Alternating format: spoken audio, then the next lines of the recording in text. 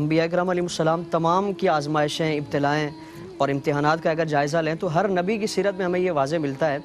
کہ صبر، استقامت، ثابت قدمی، مستقل مزاجی کے ساتھ ان آزمائشوں کا، ابتلاؤں کا مقابلہ کیا اور کبھی بھی اللہ رب العالمین کی بارگاہ میں کوئی شکوہ شکایت نہیں کیا اور حرف شکایت اپنے زبانوں تک نہیں لائے، بلکہ قرآن کریم میں ان کے اوراد و وظائف بیان فرمائے گئے کہ جب وہ مچھلی کے پیٹ میں ہیں تو اللہ رب العالمین سے مناجات کرتے ہیں، جب وہ کسی بھی آزمائش میں ہیں، آگ میں ہیں یا کسی اور مصیبت میں ہیں تو اللہ رب العالمین کی بارگاہ میں فریاد کرتے ہیں۔ اور اسی کو قرآن نے بیان فرمایا نا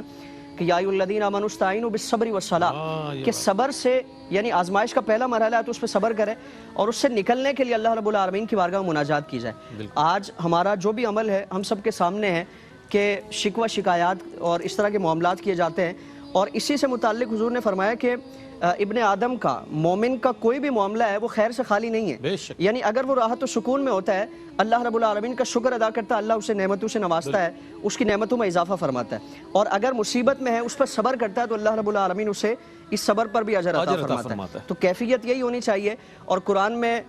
نیک بندوں کا جو ان آزمائشوں کے معاملے میں ان کا رویہ اس کو بیان فرمایا گیا کہ الذین اذا اصابتهم مصیبہ قالوا انا للہ و انا الیہ راجعون، کہ جب انہیں کوئی مصیبت آتی ہے تو وہ کہتے ہیں کہ یہ مصیبت کیا ہے، ہم اللہ کے لیے ہیں اور یہ جو چیز تھی ہم سے رخصت ہوئی ہے، روٹ گئی ہے، یہ بھی اللہ رب العالمین کی طرف سے ہے، ہم سب کو اسی کی طرف لوٹ کے جانا ہے۔